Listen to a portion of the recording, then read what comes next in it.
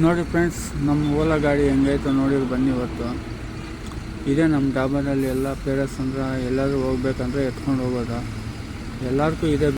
ಇಂತಹ ಹಲವು ಸಂಗತಿಗಳ ನಡುವೆ ನಮ್ಮನ್ನು ಕಾಡುವಂತಹ ಎಲ್ಲಾದ್ರೂ ಪೇರೆಂಟ್ಸ್ ಅಂದ್ರೆ ಎಲ್ಲಾದ್ರೂ ಹೋಗ್ಬೇಕಂದ್ರೆ ಬೆಳಗ್ಗೆ ಐಟಮ್ ತರಕ ಚಿಕನ್ನು ಮೀನು ಇವೆಲ್ಲ ಎತ್ಕೊಂಡು ಬರೋಕ್ಕೆ ನಮ್ಗೆ ಚೆನ್ನಾಗೈತೆ.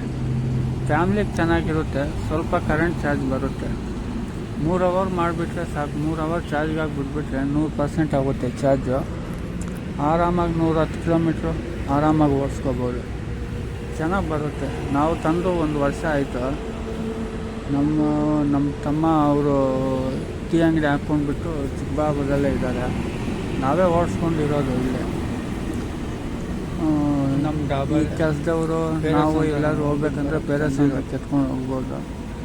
ನಾನು ಊಟ ಎಲ್ಲ ಎತ್ಕೊಂಡು ಹೊರಟೋಗ್ತಾ ಇರ್ತೀನಿ. ತಗೋಬೋದು. ಚೆನ್ನಾಗೈತೆ ಓಲಾ. ನಮ್ಗೇನು ಇಷ್ಟು 1 ವರ್ಷ ಮೇಲೆ ಆಯಿತು. 1 ವರ್ಷ ಮೇಲೆ ಆಗೋದು.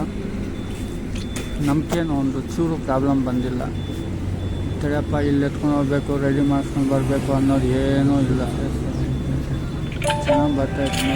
ಬೋರ್ಡು ಅದು ಕಂಪ್ನಿಯಲ್ಲಿ ಹೆಂಗಿತ್ತು ಹಂಗೆ ಇತ್ತು. ನಾವೇನು ಚೇಂಜ್ ಮಾಡಿಲ್ಲ. ಪಾಸ್ವರ್ಡ್ ಬಿಟ್ಟರೆ ಪಾಸ್ವರ್ಡ್ ಒಂದು ಚೇಂಜ್ ಮಾಡ್ಕೊಂಡಿದ್ದೀವಿ. ಯಾಕಂದರೆ ಎಲ್ಲರಿಗೂ ಓಪನ್ ಮಾಡಬಾರ್ದಲ್ಲ, ಅದಕ್ಕೋಸ್ಕರ.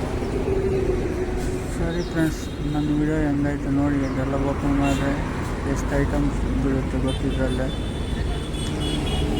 ಹೌದು ಫ್ರೆಂಡ್ಸ್, ಎಲ್ಲರೂ ಇದು ತಗೊಳ್ಳಿ. ನೀವು ಆರಾಮಾಗಿರುತ್ತೆ. ಫ್ಯಾಮಿಲಿ ಹೋಗೋಕೆ UPI ಚಾರ್ಜಿಂಗ್ ಇಲ್ಲದೆ ಚಾರ್ಜಿಂಗ್ ಹಾಕ್ಕೋಬೋದು. ಮೊಬೈಲ್ದು 2 ಸ್ಪೀಕರ್ ಐತೆ.